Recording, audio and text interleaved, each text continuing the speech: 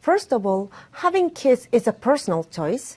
Not everyone wants to have children, but I realized those who do want kids are struggling. The problem is the cost, not just the financial cost, but also time.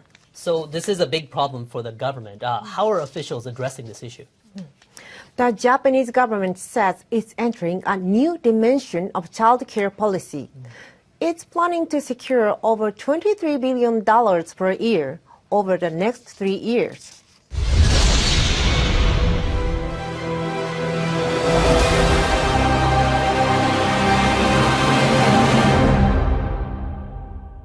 Welcome to Manosphere Highlights Daily. I wanted to share some thought-provoking news from Japan that could have significant implications for men in the West. Tokyo is set to launch a government-backed dating app this summer, aiming to encourage young people to marry and have children. This move comes in response to a dramatic drop in birth rates. We start with some worrying figures from Japan's government. The latest data shows the country's total fertility rate has been on the decline for 8 years straight. The number of children a woman is expected to have during her lifetime fell to 1.20 in 2023. It's the lowest it's been since records began in 1947. The total fertility rate dropped in all prefectures. Tokyo posted the lowest figure of 0.99, and Okinawa had the highest rate of 1.60. The number of Japanese babies born last year was the lowest since records began in 1899. Health Ministry officials said the declining birth rate is critical.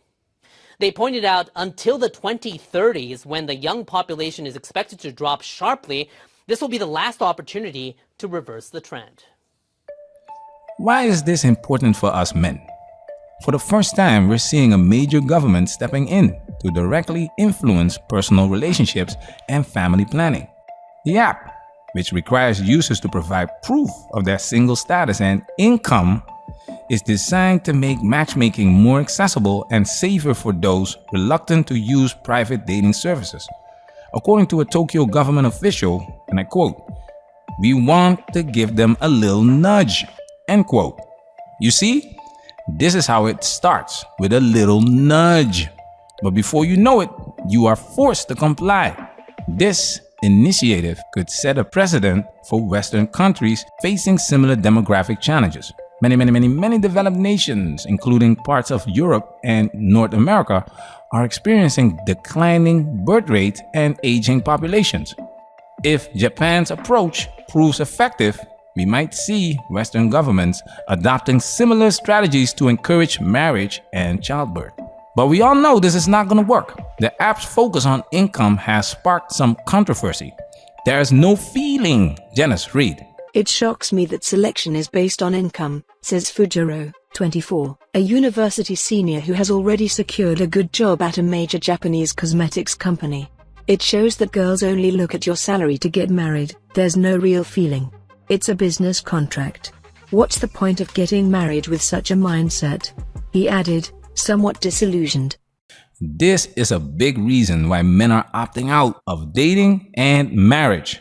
The juice ain't worth the squeeze.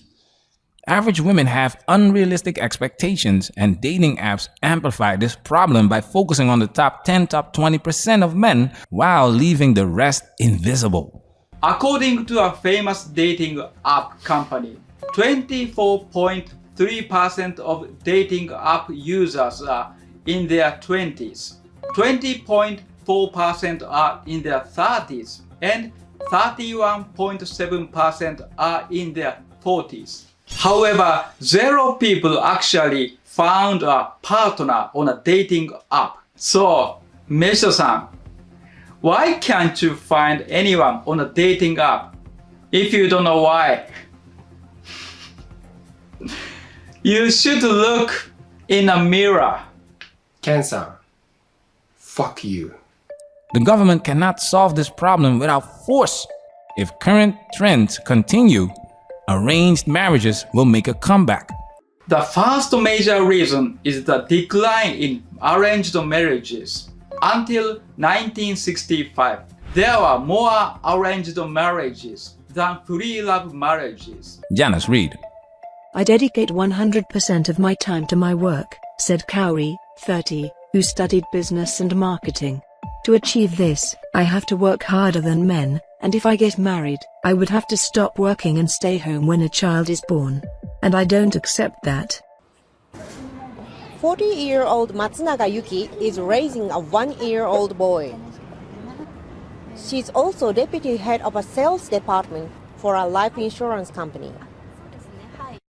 She's a top seller, something she wears with pride.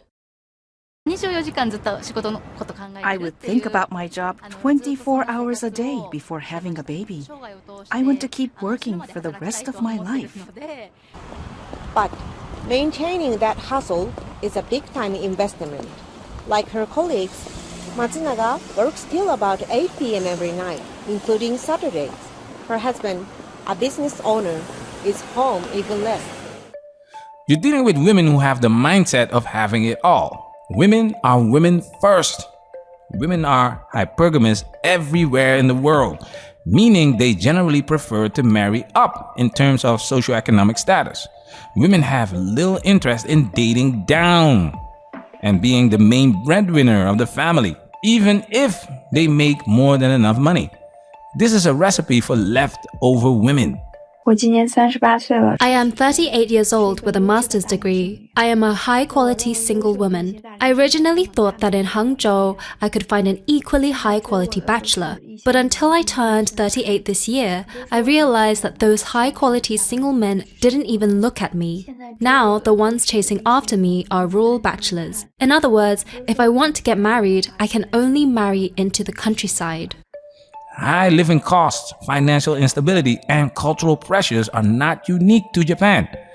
Many young people in the West also struggle with the economic realities of starting a family. Japan's situation shows that fixing the declining birth rates isn't just about matchmaking. It's really complex. Many countries have tried giving out a bonus for each birth. The birth rate does go up, but only marginally. Money might make it easier to afford having kids. But if the goal is to raise the birth rate, I don't think it will solve the problem. In other words, collapse. First world country, first world problems. Artificial intelligence is going to play a major role in producing relationships and children. The fact that the government has to back a dating app reflects deeper societal challenges that many countries will face in the coming years. 2030 will be an interesting year. It's predicted that 45% of women will be single and childless by 2030. I personally think it's going to be around 50%. The question is, at what point will the government be prepared to step in and change the narrative? Let's keep an eye on how things unfolds in Japan. Might just be a glimpse into our own future. In short, what is needed to increase the marriage rate in Japan is to compromise. There's nothing you could offer that would be compromise enough. God damn it! Management, we working. Protect yourself at all times. This video has officially been highlighted.